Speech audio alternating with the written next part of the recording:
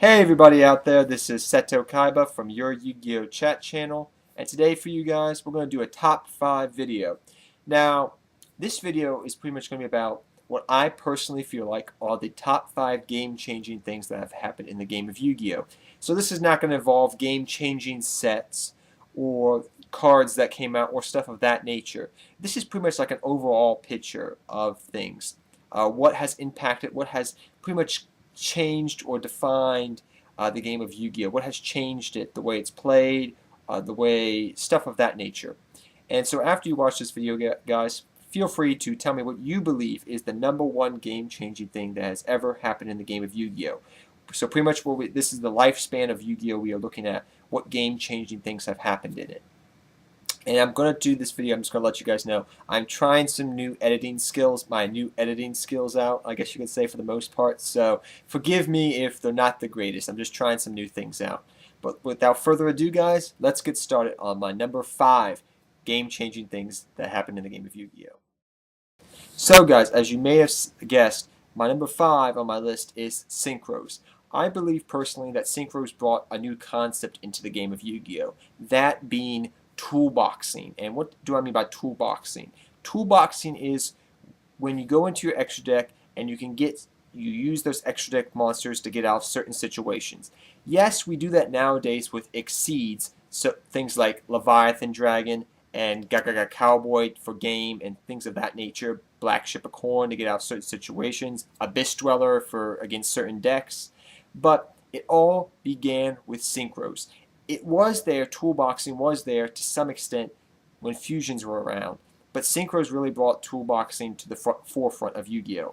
And exceeds took it to another limit. They made it much more easier to do toolboxing.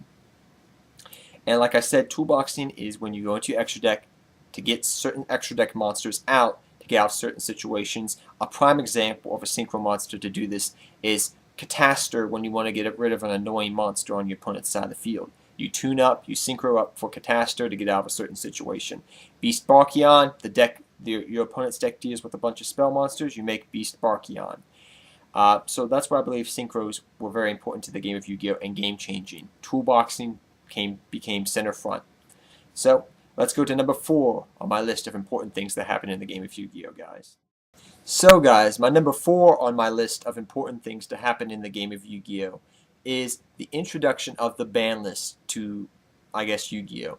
Now, believe it or not, there was a time in Yu-Gi-Oh! Long, long ago in a galaxy far, far away when there was no ban list in Yu-Gi-Oh! And specifically between 2001, the introduction of the game of Yu-Gi-Oh! To 2002, there was no ban list per se in the game of Yu-Gi-Oh! So you could run things like 3 Sangan, 3 Witch of the Black Forest, and you could run, to build an Exodia deck. So I remember in this time frame when I first got introduced into the game of Yu-Gi-Oh! And I started playing with other players besides my brother, that I would run into Exodia decks, and they would have 3 Sangan, 3 Witch of the Black Forest, 3 Swords of Revealing Light, and Exodia pretty much was reigning dominant and supreme, and I kind of gained a hatred for Exodia at that point. And you gotta remember, I was about 12 or 11 years old at this time. So there was no ban list into the game of Yu-Gi-Oh! And try to imagine, if you can, if there was no ban list today.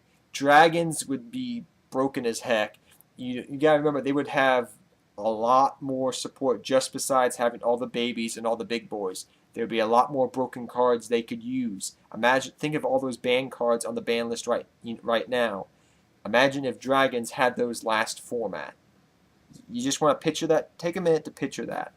Not a pretty picture. Imagine Exodia decks being crazy because they can run 3 Sangan, 3 Witch of the Black Forest, 3 Golden Sarcophaguses, all these crazy cards. It wouldn't be really Yu-Gi-Oh! Without the ban list, wouldn't it? We wouldn't have ban list banters. We wouldn't have all this stuff from other people. So that's why my #4 is the introduction to the ban list in May 2002. The introduction of the ban list to Yu-Gi-Oh! Let's go to my #3 on my list, guys. So guys, my #3 on my list on important things to happen in the game of Yu-Gi-Oh! Is priority no longer being in effect. And you may ask yourself, if you haven't been playing Yu-Gi-Oh! That long, what is priority? Well, priority used to mean that it used to involve chain links, and Pretty much what happened was, if you, let's say for example, summon JD, you special summon JD, you activate JD's effect, and I had Bottomless Trap Hole activated, or Solemn Warning, or something of that nature. JD's effect would still activate and nuke the field. Nowadays, that's not true. And back when priority was a thing, people really didn't like it. And JD was kind of one of the things that people really hated, because even if JD hit the field and you said priority, JD takes priority, starts the chain link 1, JD blows up the field, even though you destroy JD, maybe say you bottomlessed it or whatever, torrential tribute the field, JD's effect still kicked off and blew up the field no matter what happened. So people were happy when priority was gone, and it actually, if you guys are wondering what time frame it got banned, not too long ago, almost 2 years ago, priority was no longer in effect for Yu-Gi-Oh!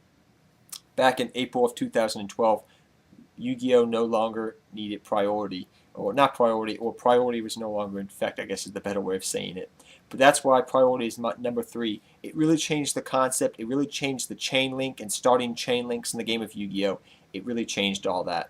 So guys, let's go to my number 2 most important things to happen in the game of Yu-Gi-Oh! Guys.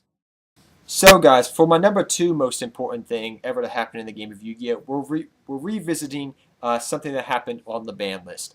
And that is the separation of the OCG ban list and the TCG ban list. Specifically, what date we're targeting here is September 1st, 2013. Now, I know this only happened a couple months ago, but you have to remember what impact this is most likely going to have on the game of Yu-Gi-Oh! And how important that date was. First off, it separated for the first time ever in the game of Yu-Gi-Oh! The separation between the OCG ban list and the TCG ban list. Number 2, it shortened the formats in the game of Yu-Gi-Oh! From 6 months to 4 months now. So we have more ban lists a year, and we have shorter formats now. And in the long spectrum of Yu-Gi-Oh!, in the long term, I think it's going to have a very important impact on the game of Yu-Gi-Oh! For a multitude of reasons, which I could spend over an hour, probably a good couple minutes talking about. But I think you guys can, in hindsight now, looking back on that date, how important it was into the game of Yu-Gi-Oh! Look what the OCG has done that the TCG hasn't done. For example, Cyber Cistern is legal in OCG land, and Trishula is legal in OCG land, while in the TCG, both of those cards are still banned. When the TCG ban list separated from the OCG ban list, we got another card. We got 6 cents. Don't forget that. That card was legal for about 2.5 months in the TCG, while it was an old card from the OCG that had been banned since pretty much the beginning of Yu-Gi-Oh! So a lot of things have happened since the separation between the OCG and TCG, and it's very important because it separated both regions, I guess you could say, of the world. So that's why that's my number 2 most important thing ever to happen in the game of Yu-Gi-Oh! So let's now, guys, go to my number 1 most important thing ever to happen in the game of Yu-Gi-Oh! Guys. So guys, my number 1 most important thing ever to happen in the game of Yu-Gi-Oh!, in my opinion, is the limiting of the extra deck. Now, it used to be called the Fusion deck for all my old school Yu-Gi-Oh! Players out there, when it used to be called the Fusion deck, and now it's called the Extra deck. But imagine nowadays if the Extra deck was was not limited like it used to be. Back in the day, in the beginning of Yu-Gi-Oh!, the Extra deck, you could have as many Fusion type monsters as you wanted in the Extra deck. Imagine that happening nowadays. It would be ridiculous. You could pretty much put every card you wanted to in the Extra deck. I remember some people back in the day used to do this. There was only a short period of time this actually took place in the game of Yu-Gi-Oh! But it took place. And I cannot imagine a world today when the Extra deck is like 50, or you could put as many Extra deck monsters you wanted to in the Extra deck. Pretty much people would just pick one type of spam deck and just build that deck around, put like 50, 60, Extra deck monsters.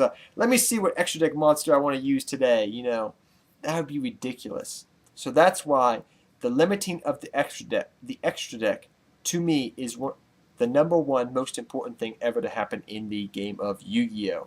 So guys, down below, tell me what you believe was the most important thing ever to happen in the game of Yu-Gi-Oh! I probably missed something, and forgive me if I did, But I look forward to seeing what you guys think is the #1 most important thing ever to happen in the game of Yu-Gi-Oh, guys. Till next time, guys, take care, have fun dueling, good luck dueling, and I'll see you guys next time. Seto Kaiba, I'm out of here, guys.